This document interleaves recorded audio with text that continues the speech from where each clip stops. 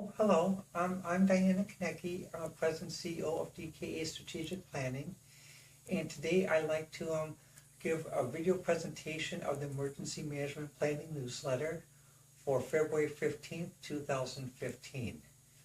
The topics I'd like to discuss are what's happened in Copenhagen yesterday in regard to also the event that happened in France, as well as different aspects of emergency management and related to climate change.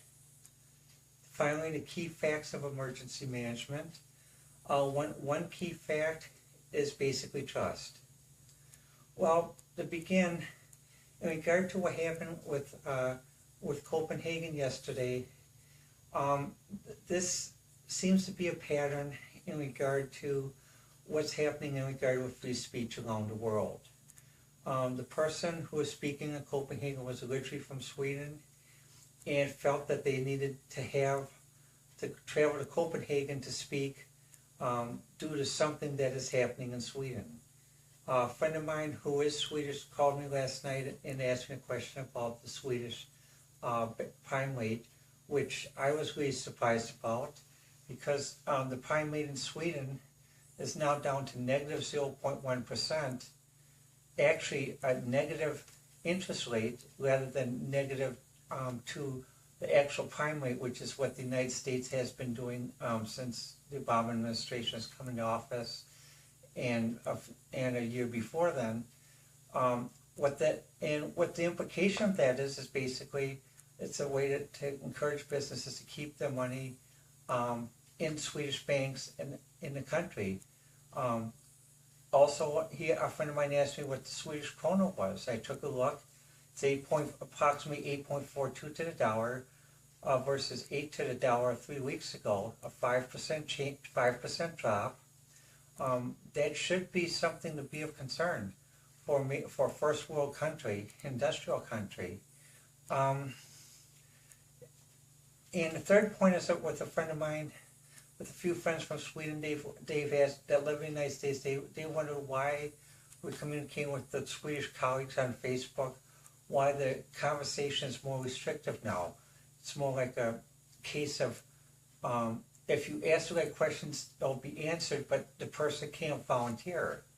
Well, again, this is showing issues that are existing in regard to free speech and to how free people feel to communicate, depending on where they use internet and what device they use internet from.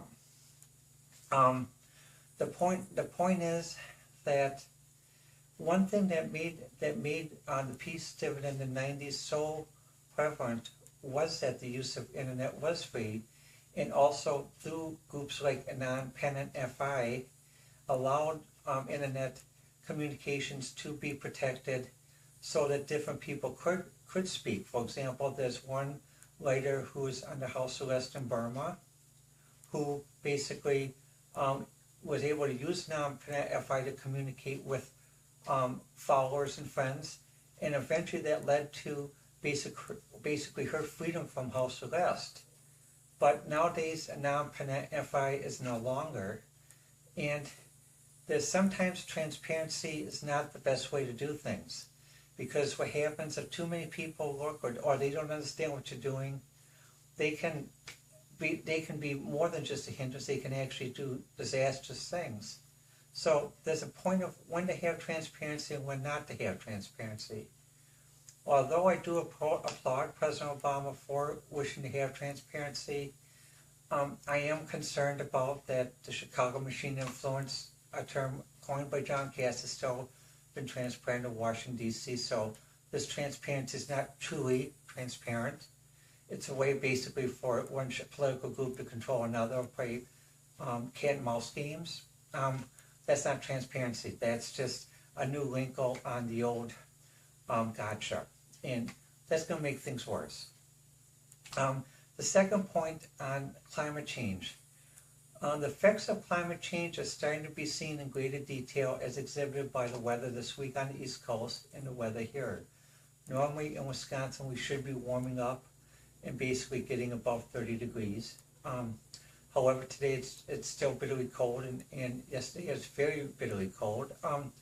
The thing is, with climate change, the solution to climate change is not going to come by politicians, or it's not going to come by movie stars who fly in private jets. It's going to come basically by a shared effort, as basically when I worked with the Society for Computer Simulation in Mission Earth, a sustained process where everyone shares the benefit. The thing is, what happens though, we have to acknowledge that climate change is existing, and that, for example, Greenland will become green again, where 500 years ago it was green and then it became ice. For years, many people in the climate change field didn't acknowledge that at one point Greenland was green, and that actually Great Britain was warmer than what it is now, which is why 500 years ago many of the houses had to be changed and the furnaces had to be changed because of that. And that was mentioned by James Burke in one episode on how the universe changed. Also, James Burke mentioned a few other things in regard to climate change, which are true in regard to immigration, which is what Sweden and other countries in Europe are facing, an effect on their economy when their policy has gone overboard and politicians have done it just for political basis. What we have to do with climate change is not just a matter of getting people out of cars. That's not, people have to travel. But the point is there's better technology to use. Power plants can use scrubbers more often than they do. Like, for example, We Energies needs to use the scrubbers more often than they do, especially in Kenosha, because you can see the smoke plume almost every day. And when there's a big rainstorm, I look at the We Energies plant in Pleasant Prairie, and when I see that big smoke plume, I can tell it's a pollution rain. The thing is, we need to actually have a discussion that includes everybody, and that's not political and not actor based or movie star based. We need to actually work with the public sector, the private sector.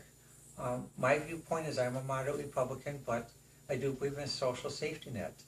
However, and we need to think about this, not just red, blue, Republican, Democrat, academia, industry.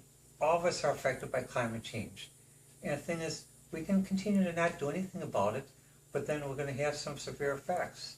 I mean, maybe not like the movie The Day After Tomorrow, but you know, we're going to have big snowstorms. It's going to impact a lot of people. It's going to make it very hard.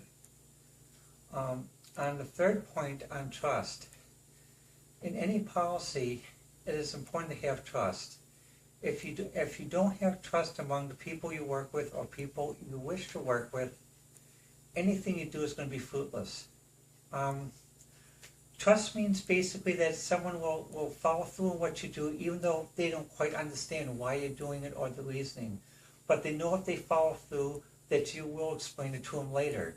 And that when you do explain it to them later, it will be something that they'll understand. They may not agree with it at first, but after they think about it, they will understand it. The trust issue is severely lacking in many aspects, and that's because of the gamesmanship that's been going on since 2009 with the presidential election, the 2012 presidential election, and other things. We need to end the gamesmanship, and even the gamesmanship that happened with Hurricane Katrina. I was surprised that the Plowshares program was not fully implemented, and I've written various letters on this, but what happens, all this shows that the issue of trust needs to be improved greatly, because what happens without trust, we're still going to have this deadlock, we're going to have all this arguing, we're going to have minimal things, and what happens, we'll have terrorist extremist groups enslaving people and doing brutish things to people.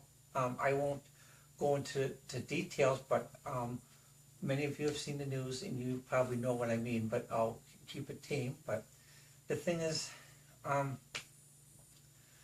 what happens though, I like to see the trust level increase greatly, because the trust level has not increased, has really decreased in the last 7 years. And also with emergency management, we need to increase the trust level internationally, with the United States and Russia working on the same level in emergency management during the 90s as when I was chairperson of SCS in emergency management. Well, I'd like to hear your thoughts. My website is Diana, D-I-A-N-A, Kanecki, K-A-N-E-C-K-I, all one word, .webs, W-E-B-S, .com. Again, Diana, Kanecki, K-A-N-E-C-K-I, .webs, W-E-B-S, .com. And what happens, also I have different publications on Amazon and Barnes & Noble that discuss these issues and other issues in print form that are available for the Kindle and the Nook. I wish to thank you again, and let us move on and forward.